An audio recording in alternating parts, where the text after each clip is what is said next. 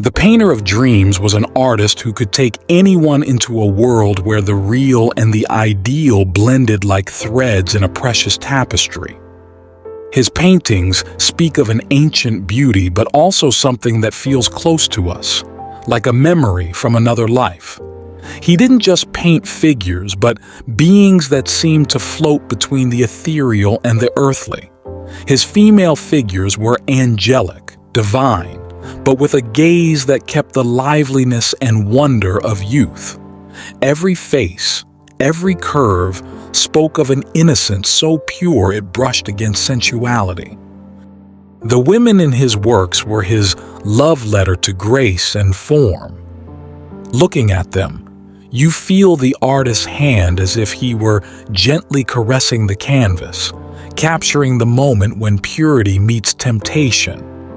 His paintings reveal a world where everything is held in a timeless, almost mystical space, and we, as observers, become part of that alternate reality. Light softly touches his figures, making their skin seem flawless, as if he wanted to protect them from time and the shadows of the real world.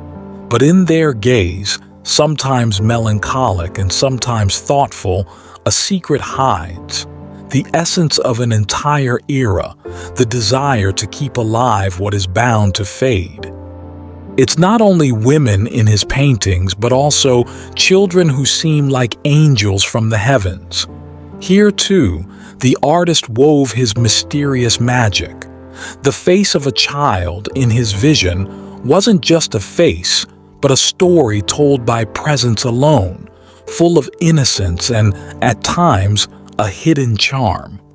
In those perfect features, we sense the echo of a time that no longer exists, something we wish to touch but that always stays out of reach. Like a waking dream, his children and young girls tell us about purity, curiosity, and a sensitivity that touches our hearts. When he painted sacred or mythological themes, the artist became an interpreter of classic tradition, yet with a personal, unmistakable touch. His mythological figures did not have severe expressions. Instead, they radiated warmth, bringing the myth closer to the human world. Cupid and Psyche were not distant or untouchable. In his hands, they became living souls, caught in an embrace that seemed to warm not only them, but also us, the viewers, lost in their intense gaze.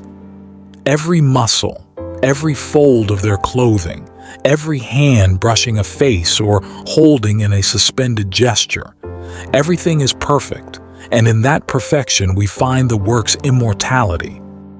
But while the artist chased after absolute beauty, something was changing outside his studio.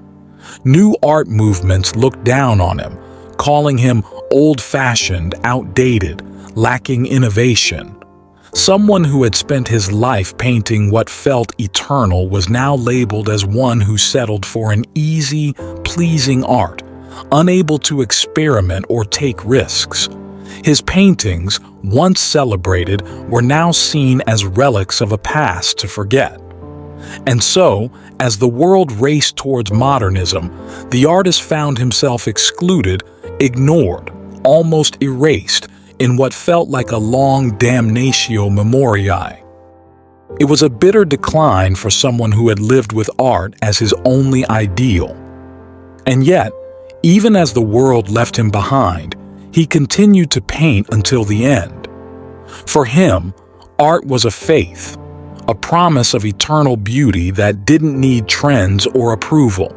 And even if, in his last years, even his students seemed to forget his work, he remained loyal to his vision, to the dream that had lit up his life.